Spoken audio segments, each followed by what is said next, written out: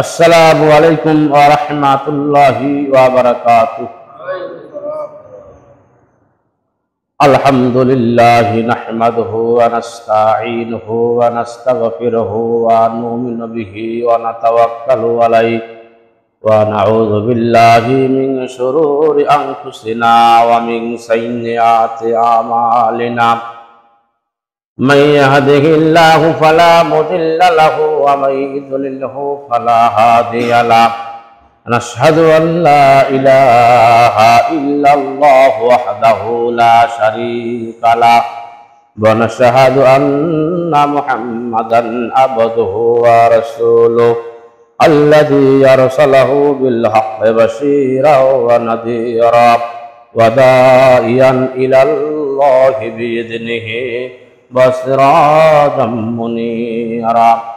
फ़क़द क़ाला अल्लाहु तआला फ़ी कलामिहिल मजीद वल फ़ुरक़ानिहिल हमीद। अऊज़ु बिल्लाहि मिनश शैतानिर रजीम। बिस्मिल्लाहिर रहमानिर रहीम। क़द अफ़लहा मन तज़क्का। अन इब्ने उमर रज़ियल्लाहु अन्हु क़ाल फ़रज़ रसूलुल्लाह सल्लल्लाहु अलैहि वसल्लम ज़कातल फ़ित्री साअन मिन तमरिन औ साअन मिन शईरिन अलल अब्दी वल हुर्रि वल ज़कारी वल उन्सा वस्सागिरी वल कबीर मिनल मुस्लिमीना व अमरा बिहा अन तुअद्दु क़ब्ला खुरूजिन नासि इलस सलात। इन्नल्लाहा व मलाइकतहु युसल्लूना अलन नबी या अय्युहल्लज़ीना आमनू सल्लु अलैहि व सल्लिमू तस्लीमा। अल्लाहुम्मा सल्लि अला सय्यिदिना मुहम्मद व अला आलि सय्यिदिना मुहम्मदिन कमा सल्लैता अला सय्यिदिना इब्राहीम व अला आलि सय्यिदिना इब्राहीम इन्नका हमीदुम मजीद। अल्लाहुम्मा बारिक अला सय्यिदिना मुहम्मद व अला आलि सय्यिदिना मुहम्मद कमा बारकता अला सय्यिदिना इब्राहीम व अला आलि सय्यिदिना इब्राहीम इन्नका हमीदुम मजीद। महान अल्लाह सुब्हानाहु व तआलार दरबारे জানাই শুকরিয়া যে আল্লাহ সুবহানাহু ওয়া তাআলা আজকে আপনাকে আমাকে বড় মেহেরবানি করে পবিত্র রমজান মাসের দ্বিতীয় দশকের আজকে অষ্টম দিন মানে 18 রমজান 18 রমজানে আমাদের মসজিদে শুক্রবারের জুমার দিনে মসজিদে যথাসময়ে উপস্থিত হওয়ার জন্য তৌফিক দান করেছেন। আমরা সকলে জবান খুলে বলি আলহামদুলিল্লাহ। অতঃপর জানাই দরুদ ও সালাম মা আমিনার নয়নমণি মরুর দুলাল তাজদারে মদিনা আহমদ মুস্তফা মোহাম্মদ মুস্তফা সকলে বলে সাল্লাল্লাহু আলাইহি ওয়াসাল্লাম। সম্মানিত মুসলিম বৃন্দ, আমাদের মধ্যখান থেকে বিদায় নিতে যাচ্ছে পবিত্র রমজান মাস। এই যে আসলে কয়েকদিন মাত্র, আজকে 18 দিন, আর মাত্র 12 দিন অথবা 11টা দিন আমরা পাবো। এই রমজান যে আরো ফিরে পাবো কি না পাবো এর কোনো গ্যারান্টি আছে? আজকের জুমা আমরা পেয়েছি, আগামী জুমা পর্যন্ত আমরা বেঁচে থাকবো কি না থাকবো এর কোনো গ্যারান্টি আছে? সালাত আদায় করলাম জুম্মার, আসরের নামাজ পাবো কি না পাবো এর কোনো সময় নির্ধারণ করা আছে? এর কোনো গ্যারান্টি আছে? এখনো যে আমরা নামাজ আদায় করতে পারবো না, দুই একজন যে এখান থেকে চলে যেতে পারে, মালাকুল মউত আল্লাহ চাইলে আসে যদি কাউকে নিয়ে যায়, বাধা দেওয়ার মতন কোনো ক্ষমতা আছে? কিন্তু আমাদের কাছ থেকে সব ভালো ভালো জিনিসগুলো, সময়টা, দামি সময়টা চলে গেলে কিন্তু আমরা আসলে এখনো আমলের দিক দিয়ে নিজেকে মানে একটু যে উন্নতির দিকে নিয়ে যাব, দিন দিন যে আমাদের উন্নতি হবে, ঈমান যে বৃদ্ধি হবে, হচ্ছে না তো? হচ্ছে। যেভাবে হওয়ার প্রয়োজন সেভাবে হচ্ছে না। আল্লাহ পাক প্রতিবার রমজান মাস দিচ্ছে বান্দা যাতে করে আল্লাহর সঙ্গে সম্পর্ক সৃষ্টি করতে পারে, তাকে অবলম্বন করতে পারে, ভীতি আল্লাহর সঙ্গে, আল্লাহর উপর জন্য একটা ভয় বাঁধা হয় বান্দার। এই জন্য আল্লাহ পাক রমজান মাস দিয়েছেন। কিন্তু রমজান মাস আসে আর আমাদের কাছ থেকে বিদায় নিয়ে চলে যায় যেই আর সেই অবস্থা, ঠিক কিনা? ইলাস্টিক কোমরে লাগায়, ইলাস্টিক যেটা টেনে ধরে, এই এক হাত ইলাস্টিক যদি আপনি হাত দিয়ে এইভাবে টানলেন 3 হাত হয় না? 3 হাত হয় তো, আরো বেশি হয় যদি আপনি বেশি টানলেন, ছেড়ে দেন আবার যেই আর সেই। রমজান মাস যখন আসে মসজিদগুলোতে মুসল্লি দিয়ে ভর্তি হয়ে যায়, তারাবিতে মুসল্লি দিয়ে ভর্তি হয়ে যায়, রমজান মাস যখন চলে যাবার যেই সেই আগের অবস্থান, ঠিক কিনা? এত আলোচনা, এত কোরআনের তাফসীর ব্যাখ্যা বিশ্লেষণ করা হয়, ওই শেষে দেখা যায় যে রেজাল্ট 0। তার ছেলে অসুস্থ হলে পরে ওষুধ খাইতে চায় না, বাবা মা খুব চেষ্টা করে ওষুধ খাওয়ানোর জন্য, কিন্তু ওষুধ খায় না। তো মিষ্টি খাইতে খুব পছন্দ করে। স্বামী স্ত্রী বুদ্ধি করলো যে যখন ছেলে মিষ্টি কি বলে আপনার ওষুধ খেতে চায় না, ওষুধ তো খাওয়াতে হবে, কোনো না কোনো বুদ্ধি করে তো একটা কাজ করি, মিষ্টির ভিতরে যদি আমরা ক্যাপসুল ঢুকে দেই, ওষুধটা ঢুকে দিই, তাহলে ওষুধটা খাবে। হ্যাঁ, তো বাবা মা বুদ্ধি করে মিষ্টি নিয়ে আসিয়া আপনার ভিতরে ওষুধ ট্যাবলেট ঢুকিয়ে দিয়ে সকেশে রাখছে। এইবার ছেলেকে বলছে যে বাবা মিষ্টি খাবা না, যাও মিষ্টি খাও, এখানে আসে তো মিষ্টির জায়গা মিষ্টি আছে, মিষ্টি খাও। মিষ্টি খাইছে, বাবা মা খুশি হয়ে গেছে। সন্ধ্যার সময় প্রশ্ন করেছে, বাবা মিষ্টি খাইছে তো? মিষ্টি খাইছো? কষ্ট মিষ্টি খাইছি বা, কিন্তু ওই তো মিষ্টির ভিতরে তো মিষ্টির বিচিটা ছিল, বিচিটা ফালাই দিছি। চিন্তা করে যে ওইটাই তো আসল, ওই জন্যই তো মিষ্টি খাওয়ার উদ্দেশ্য, তাতে করে ওষুধটা খায়, মিষ্টির বিচিটা ফালাই দিয়েছে, তার মানে ওষুধটা ফালাই দিয়েছে। গোটা মাস রমজানে আলোচনা শুনলাম, হ্যাঁ, হুজুরদের কাছ থেকে ইফতারে মাহফিলে, বিভিন্ন তাফসীর কোরআন মাহফিলে, মোবাইলে, ইউটিউবে, ফেসবুকে পেজে কত ওয়াজ নসিহত শুনলাম, কিন্তু আসলে ওই শুনছি, কিন্তু আমরা আসল জিনিসটাই নেই। মানে আমলে নিয়ে না আসার কারণে শোনা না শোনার কোনো দাম আছে। চেষ্টা করতে হবে যেন আল্লাহ পাক যত কথা আমরা শ্রবণ করেছি এগুলো আমল করার তৌফিক দান করে আল্লাহ। এই রমজানের শিক্ষা নিয়ে বাকি জিন্দেগি আল্লাহ আমাদেরকে ইসলাম নিয়ে সামনে এগিয়ে যাওয়ার তৌফিক দান করবে। আমার সকলে বলে আমিন। আল্লাহ প্রত্যেকটি মুসলমানদেরকে তুমি তাকওয়াবান বানাও, সমাজটাকে, এলাকাটাকে, এই দেশটাকে আল্লাহ তুমি মুসলমানদের হাতে আবারও ফিরিয়ে দাও। আল্লাহ সুন্দর সৌর্য সমপন্ন একটা সমাজ তৈরি করার, গঠন করার তৌফিক আল্লাহ তুমি আমাদের সকলকে দান করে দাও। আমরা সকলে বলে আমিন। সাদাকাতুল ফিতর যে বিষয়টা নিয়ে আজকে আলোচনা হবে, সাদাকা শব্দের অর্থ হলো দান করা। সাদাকা শব্দের অর্থ কি? দান করা। ফিতর শব্দের অর্থ হলো ভঙ্গ করা, মানে ফিতর মানে হলো ভঙ্গ করা। দান করার মাধ্যমে যে ভঙ্গ করা তাকে সাদাকাতুল ফিতর বলা হয়। এখন ভঙ্গটা কি জিনিস? এই যে রমজান মাসে আমরা রোজা রাখবো, রোজাকে ভঙ্গ করবো, মানে রোজাকে আমরা শেষ করে দেব, পূর্ণাঙ্গ করবো, রোজা আমাদের কাছ থেকে ভঙ্গ হয়ে গেল, এইখানে আমরা একটা ফিতর দিই, একটা ফেতরা ভঙ্গ করি সাদাকার মাধ্যমে, যার কারণে এটাকে সাদাকাতুল ফিতর বলা হয়। সাদাকাতুল ফিতর যাদের রোজা নাই, যারা টোটালি রোজা নাই, তার তো ভঙ্গের কোনো বিষয় আছে? তার তো ভঙ্গ নেই। যার রোজা নাই তার ভঙ্গের কোনো বিষয় আছে? ভঙ্গের কোনো বিষয় নাই। যার ইমানে নাই তার ইমান ভাঙ্গার কোনো টেনশন নাই। যার ইমান নাই, ইমান ভাঙ্গার কোনো টেনশন নাই। একটা রোগী আমি সরকারি হাসপাতালে রাখি দিয়েছিলাম আগের দিন, উপরে সিট ভাড়া করে সুন্দর করে সিটে আমি রাখি দিয়েছি। সিট পাওয়া যায় না, খুব কষ্ট করে ডাক্তারদের সঙ্গে পরামর্শ করে আমি সিটে রাখি দিয়ে আসি। রোগীটা এই এলাকার আপনাদের খুবই পরিচিত এবং খুবই মানে আপনাদেরই লোক আর কি। না, উনি চলে গেছেন, আল্লাহ পাক ওনাকে জান্নাতবাসী করে আমরা সকলে বলে আমিন। তো বেচারিকে হাসপাতালে রাখি আসলাম সিটে।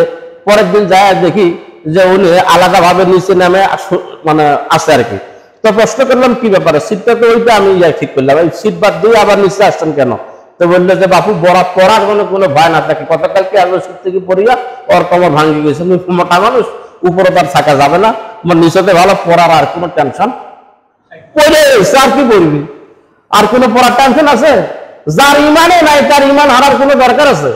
তার ইমান হারাবে না, তার ইমান নাই, ওর হারাবেটা কি? তো যাদের রোজা নাই, যারা রোজা নাই, যারা এদের সাদাকাতুল ফিতর নাই। মান লা সিয়ামা রমাদান, যে ব্যক্তি রমজানের রোজাই রাখলো না, ইচ্ছাকৃত ভাবে, সুস্থ অবস্থায়, ইচ্ছাকৃত ভাবে সুস্থ অবস্থায় তার রোজাকে নষ্ট করে দিল, মা ফিহা সাদাকাতুল ফিতর, তার সাদাকাতুল ফিতর নাই। যদি এমন কোন ব্যক্তি সাদাকাতুল ফিতর দেয়, তাহলে তার সওয়াবের কোনো হিসাব থাকবে না, তার কোনো সওয়াব হবে না। সওয়াবের আশা যদি কেউ দেয়, ওর কোনো সওয়াব হবে না। যিনি গ্রহণ করবে তার নেওয়া জায়েজ আছে, তার নেওয়া কি আছে? যে গ্রহণ করবে সে নিতে পারবে, সমস্যা নাই। কিন্তু যদি এমন ব্যক্তি সাদাকা করে, সাদাকাতুল ফিতর দেয়, এর কোনো সওয়াব হবে কিনা আল্লাহ তাকে ভালো জানে। ক্লিয়ার? এখন সাদাকাতুল ফিতর আমরা যে প্রদান করব, এই একটা হাদিসের উপরে আমরা ব্যাখ্যা করব ইনশাআল্লাহ। আন ইবনে ওমর রাদিয়াল্লাহু আনহু তিনি বলেছেন রাসূলুল্লাহ সাল্লাল্লাহু আলাইহি ওয়াসাল্লাম ফারাদা রাসূলুল্লাহ সাল্লাল্লাহু আলাইহি ওয়াসাল্লাম আল্লাহ রাসূল সাল্লাল্লাহু আলাইহি ওয়াসাল্লাম যাকাতুল ফিতরি এই সাদাকাতুল ফিতর ফরজ করে দিয়েছেন। সুবহানাল্লাহ ওয়া বিহামদিহি। এখানে সাদাকাতুল ফিতর হাদিস দ্বারা সরাসরি ফরজ বোঝানো হয়েছে। বিভিন্ন হাদিসে সরাসরি ফরজ মানে গুরুত্ব অনেক কিনা। এখন ইমামদের মধ্যে মতভেদ রয়েছে। কেউ বলেছেন এটা হলো সুন্নাতে মুআক্কাদা, কেউ বলেছে এটা হলো ওয়াজিব, কেউ বলেছে এটা কি ফরজ। হাদিসে সরাসরি ফরজের কথা উল্লেখ রয়েছে, তার মানে এটা অত্যন্ত একটা গুরুত্বপূর্ণ বিষয়। সাদাকাতুল ফিতর দেওয়া রমজান মাসে যে আমরা রোজা রাখলাম, এই যে রোজার ঘাটতি হয়, রোজার ঘাটতি হতে পারে। রোজা থাকা অবস্থায় অনেক প্রকারের বেহুদে কথাবার্তা আমরা বলেছি, রোজার ক্ষয়ক্ষতি কিছু হয়েছে, এটাকে পূরণ করার জন্য সাদাকাতুল ফিতরা, সুবহানাল্লাহ ওয়া বিহামদিহি, এটাকে পূরণ করার জন্য সাদাকাতুল ফিতরা। আর সাদাকাতুল ফিতরার আসল উদ্দেশ্য হলো সাদাকাতুল ফিতরা হলো ঈদুল ফিতরের দিন, রমজান মাসের পরের দিন, শাওয়ালের প্রথম দিন, সেদিন আমরা ঈদ পালন করি। কি পালন করি? ঈদ শরীয়ত সম্পন্ন শরীয়ত অনুযায়ী আমরা ঈদের ব্যবস্থা সেদিন পেয়েছি। আল্লাহ পাক আমাদেরকে একটা আনন্দের জন্য একটা সুব্যবস্থা করে দিয়েছেন, আলাদাভাবে একটা নামাজের ব্যবস্থা করে দিয়েছেন। সকল মুসলমান ঘাড়ে ঘাড় মিলিয়ে হিংসা বিদ্বেষ সব ভুলে যেয়ে, ঠাট্টা বিদ্রুপ অহমিকা সবকিছু ভুলে যেয়ে ভ্রাতৃত্ব বন্ধন সৃষ্টি করার জন্য আল্লাহ সুবহানাহু ওয়া তাআলা একটা ঈদের আনন্দের দিনের আনন্দের সময়ের একটা ব্যবস্থা করে দিয়েছে। সুবহানাল্লাহ ওয়া বিহামদিহি। এই দিনে যেন সাদাকাতুল ফিতরের অর্থ গরিব মানুষ পেয়ে, মিসকিন মুসাফির এরা এই অংশটা পাওয়ার পরে যেন তারা ধনী এবং গরিবের মধ্যে ঈদের যে একটা আনন্দ, এটা যেন সবাই ভাগ করে নিতে পারে, বন্টন করে নিতে পারে। আর কি হতে পারে? ভ্রাতৃত্ব বন্ধন একে অপরের সাথে যেন বৃদ্ধি হতে পারে। সুবহানাল্লাহ, ইসলাম কত সুন্দর। সুবহানাল্লাহ ওয়া বিহামদিহি। তাহলে হাদিস দ্বারা এখানে আমরা পাইলাম ক্বালা ফারাদা রাসূলুল্লাহ সাল্লাল্লাহু আলাইহি ওয়াসাল্লাম, আল্লাহ রাসূল সাল্লাল্লাহু আলাইহি ওয়াসাল্লাম ফরজ করে দিয়েছেন যাকাতুল ফিতর, সাদাকাতুল ফিতরা। সাআন মিন তামারিন, এর পরিমাণটা কি হবে? এর পরিমাণ কি হবে? একটা হাদিস থেকে আমরা ব্যাখ্যা করব, বিভিন্ন হাদিসের অংশ ইনশাআল্লাহ। সাআন মিন তামারিন, এর পরিমাণ হলো খেজুর যদি হয় তাহলে এক সা। খেজুর হলে কি? এক সা। আবার বলা হচ্ছে অথবা সাআন মিন সাইরিন, জব যদি হয় তবুও এক সা। এখন আমরা খেজুর খাই, জব খাই? জব তো পাওয়া যায় না, আটা যেটা গম পাওয়া যায়, যাই হোক জব গম পাওয়া যায় খুব সীমিত। আর আমরা আমাদের জাতীয় খাবার কিন্তু আসলে খেজুর নয়, জাতীয় খাবার আসলে আমাদের রুটিও নয়, জাতীয় খাবার আমাদের কি? ভাত, রাইস, চাউল। সুতরাং এখানে চাউলের হিসাব হবে। এই হাদিসের মধ্যে এখানে বলছে যে এক সা। হাদিসের ব্যাখ্যা আসছে যদি খেজুর দেয় তাহলে এক সা দিতে হবে, আর চাল, আটা এই জাতীয় দিলে হাফ সা, এই জাতীয় দিলে কি? হাফ সা। আপনি এক সাও দিতে পারেন, হাফ সাও দিতে পারেন, সর্বনিম্ন হলো হাফ সা। হাফ সা যেটা 1 কেজি 3 পোয়া, যেটা আমরা মোটামুটি হিসাব করেছি 1400 টাকা বা 1200 টাকা। এক সের 1200 টাকা বা 1400 টাকা। আপনি 2 সের ওজনে পুরা করে দিতে পারেন। হাদিস শরীফের মধ্যে আসছে 2 সেরে দেওয়া হলো উত্তম। সুবহানাল্লাহ ওয়া বিহামদিহি, পুরা করে দেওয়া উত্তম। আর যদি এক সা দেন তাহলে আপনার 4 সে হয়ে গেল। তো আমরা হাফ সাই দিয়ে এসেছে, যেহেতু আমরা ভাত খাই, আমাদের জাতীয় খাবার হলো ভাত, ঠিক কিনা? এখন বলা হচ্ছে এখানে আলা আবদি ওয়াল হুররি, গোলাম এবং যারা কি হবে? স্বাধীন ব্যক্তি হবে, গোলাম এবং স্বাধীন ব্যক্তির জন্য এটা দিতে হবে। প্রশ্ন জাগে যে গোলাম তো অন্যের অধীনস্থে, ঠিক কিনা? গোলাম অন্যের অধীনস্থে, তাহলে সে কেমন করে দিবে? সে তো সম্পদের মালিক নয়। নিজের সম্পদ থেকে সাদাকাতুল ফিতর দিতে হবে, নিজের রোজগার থেকে সাদাকাতুল ফিতর দিতে হবে। অনেক সময় দেখা যায় আমরা এই কাজ করে থাকি, বড় ভাই সব ছোট বড় মানে ছোট ভাই, মেজো ভাই, তারপরে সেজো ভাই যারা আছে, এই কাজটা আমরা করা থাকি। বড় ভাই মহাব্বত কইরা ছোট ভাই বড় ভাই আপনার বাড়িতে যারা আছে সবাই দিয়ে দিল। ছোট ভাইয়ের 2 সন্তান, মেজো ভাইয়ের 2 সন্তান, শেষো ভাইয়ের 4 সন্তান, বড় ভাই মনে করলো যে আমার টাকা পয়সা আছে সব আমি একবারে দিয়ে দিই, রিলেশন ভালো, সম্পর্ক ভালো। কিন্তু আসলে এটা নিয়ম না। যার যার ইনকাম থেকে এটা দেওয়া উত্তম। আবার এমনও দেখা যায় 3 ভাই থাকে ঢাকায়, 1 ভাই থাকে গ্রামে, কবে টাকা পাঠাবে না পাঠাবে, পাঠাবে কোন এক সময় হয়তো তার সুযোগ মতো, কিন্তু ছোট ভাই এটা দিয়ে দিল। ছোট ভাই বাড়ি থাকার কারণে ছোট ভাই আপনার সাদাকাতুল ফিতরার টাকাটা দিয়ে গেল। পরে দেখা যায় যে অনেক সময় এটা দেয় না বা আসে না, এরকম একটা জিনিস মহব্বত থাকার কারণে যে কোনো এক ভাই দিলেই আদায় হয়ে যায়, তারা মনে করতেছে। কিন্তু আসলে উত্তম হলো নিজের রোজগার থেকে সাদাকাতুল ফিতরা দেওয়া উত্তম। এখন গোলামের কোনো সম্পদ নেই, নেশাব পর্যন্ত মাল তার না থাকার কারণে সে কি দিবে? গোলামের, যিনি স্বাধীন ব্যক্তি থাকবে, গোলাম যার অধীনস্থ থাকবে, তাকে গোলামের সাদাকাতুল ফিতর দিতে হবে। সুবহানাল্লাহ। এরপরে বলা হচ্ছে ওয়াল যাকারি ওয়াল উনসা, নারী এবং পুরুষের সাদাকাতুল ফিতর দিতে হবে। সকল নারী এবং পুরুষের সাদাকাতুল ফিতর দিতে হবে। এখন মহিলাদের কোনো সম্পদ না থাকায়, অনেক সময় থাকে না, স্বামীর অধীনস্থ, প্রত্যেকটি নারী রমণীরা হলো পুরুষের অধীনস্থে। তার মানে পুরুষরা হলো নারীদের অভিভাবক, পুরুষরা হলো নারীদের পরিচালক। কাওয়ামিন শব্দের অর্থ হলো পরিচালক। সুতরাং এই ক্ষেত্রে স্বামী বা পুরুষেই বা তার বাবাই এই সাদাকাতুল ফিতরা দিবে, তারই রোজগার থেকে দেওয়া ওয়াজিব হয়ে যাবে। একই বক্তব্য, বড় এবং ছোট যারা আছে, অভিভাবক যারা আছে ছোট ছোট বাচ্চাদের, তারা কোনো সম্পদের মালিক নয়, কিন্তু এদের সাদাকাতুল ফিতর দিতে হবে অভিভাবককে, তার পিতাকে, তার মাতাকে দিতে হবে। মিনাল মুসলিমিন, এখানে একটা শর্ত রয়েছে, এই নিয়ে অনেক ব্যাখ্যা বিশ্লেষণ রয়েছে। তবে শর্ত হতে হবে মুসলমান হতে হবে। সুবহানাল্লাহ। অমুসলিমদের জন্য সাদাকাতুল ফিতর দেওয়া যাবে না, তার ওয়াজিব হবে না। এখন প্রশ্ন এখানে জাগে, বলবো মন খারাপ করবেন না তো, কিন্তু হাদিস নেই। আল্লাহ রাসূল যে বলেছেন, আচ্ছা আমি আপনাদেরকে যতটা বেশি ভালোবাসি, আপনারা আমাকে যতটা বেশি ভালোবাসেন, তার চাইতে আল্লাহ রাসূল সাল্লাল্লাহু আলাইহি ওয়াসাল্লাম তার উম্মতদেরকে বেশি ভালোবাসে কি বাসে না? আবার আল্লাহ সুবহানাহু ওয়া তাআলা যত্ন করে আদর করে এই আশরাফুল মাখলুক সৃষ্টি করেছেন, শ্রেষ্ঠ মানুষগুলোকে তৈরি করেছেন। আল্লাহ পাক আমাদেরকে বেশি ভালোবাসে না আমি আপনাকে বেশি ভালোবাসি, না আপনি আমাকে বেশি ভালোবাসেন? আল্লাহ আমাদেরকে বেশি ভালোবাসেন। এই দয়াল নবী বলেছেন, মান তারাকা সালাতা মুতাম্মিদান, যে ব্যক্তি ইচ্ছাকৃতভাবে নামাজ ত্যাগ করলো, ফাকাত কাফারা, সে কাফের হয়ে গেল, সে আর মুসলমান রইল না। তাহলে মুসলমান শর্ত, মুসলমান হতে হবে কিনা, নামাজ পড়তে হবে কিনা, আমি সেই দিকে যাবেন আলাদা একটা দিয়ে চলে যাবো, আপনারা মাথা ফাটাফাটি করবেন না। আমাদেরকে মুসলমান হতে হবে কি হবে না? 5 ওয়াক্ত নামাজ আমাদেরকে মসজিদে এসে আদায় করতে হবে কি হবে না? তার মানে আগে মুসলমানের খাতায় নাম দিতে হবে। সেদিন একদিন আমার কাছে আসছিল যে যাকাত কিভাবে আমি বন্টন করব। চিন্তা করলাম যাকাত বন্টনের নিয়ম নীতিও আমি অনেকে আগে জানিয়ে দিলাম।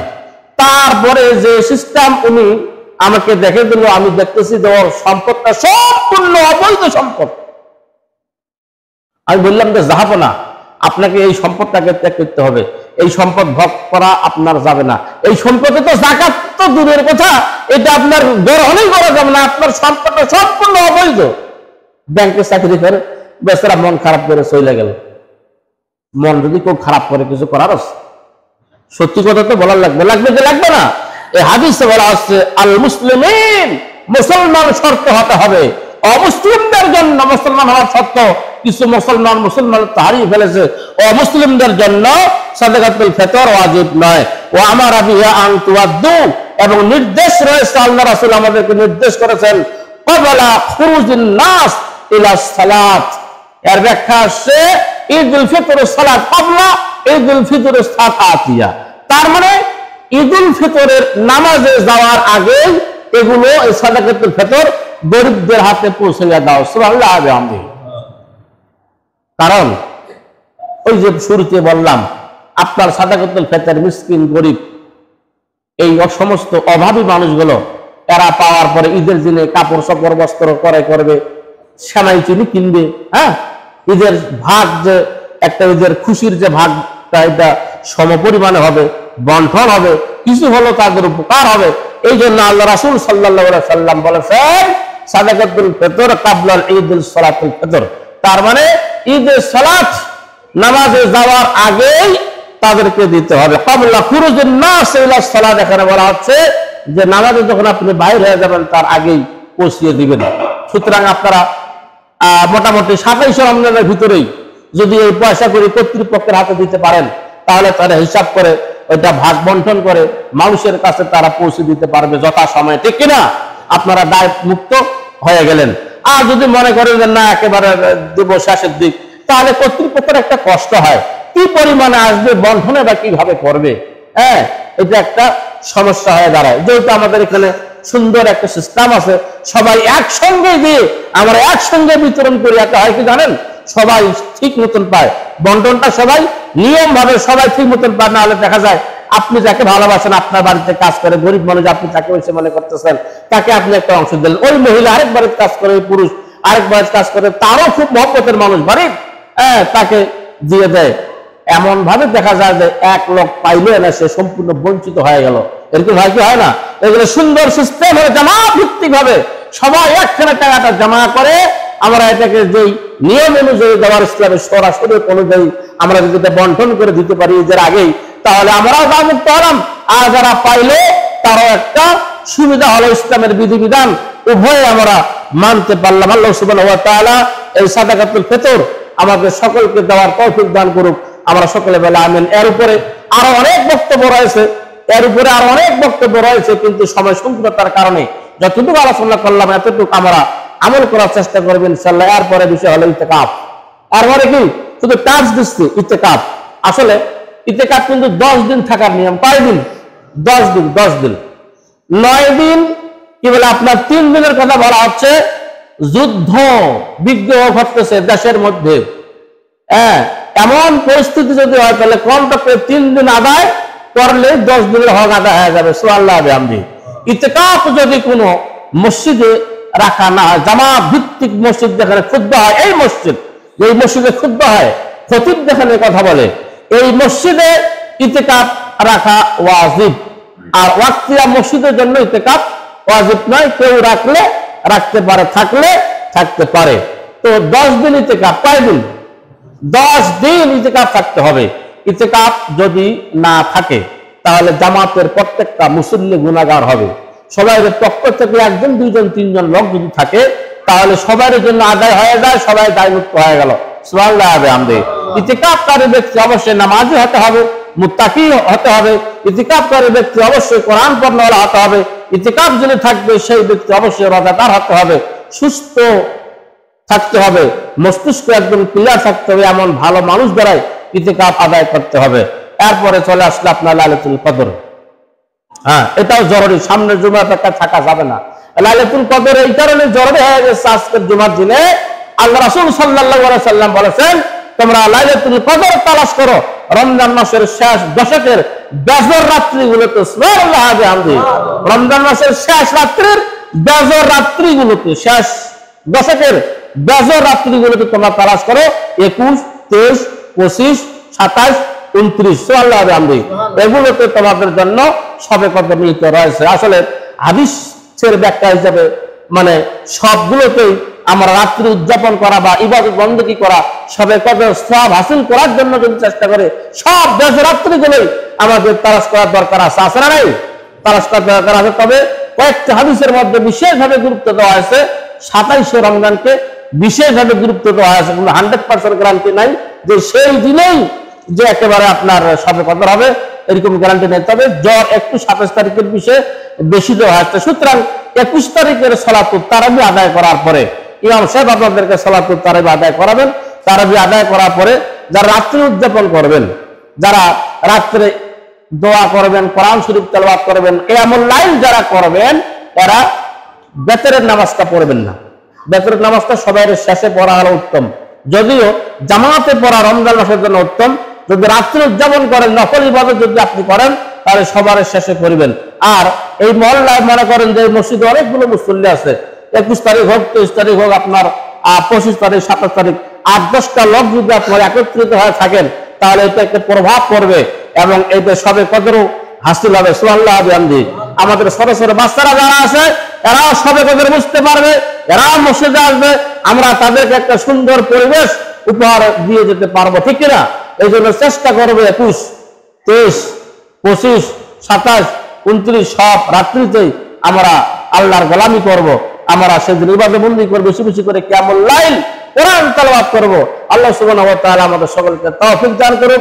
আমরা সকলে বলে আমিন। সবাইকে সুস্থতা দান করে রমজানের বাকি রোজাগুলোর জন্য পরিপূর্ণভাবে আদায় করার তৌফিক দান করুন। আমরা সকলে বলে আমিন। আল্লাহ, তুমি আমাদের এই রমজানের রোজাগুলোকে কবুল ও মঞ্জুর করে নিয়ে কিয়ামতের দিন কঠিন মুসিবতের সময়ের জন্য আল্লাহ নাজাতের ওসিলা বানিয়ে দিও। যারা রোজা রাখতে পারলাম না এখন পর্যন্ত, আল্লাহ তুমি আমাদেরকে জ্ঞান দিয়ে, হুঁশ দিয়ে, আকল দিয়ে, বিবেক দিয়ে, ঈমান দিয়ে আল্লাহ বাকি রোজাগুলো রাখার তৌফিক দান করুন। আমরা সকলে বলে আমিন।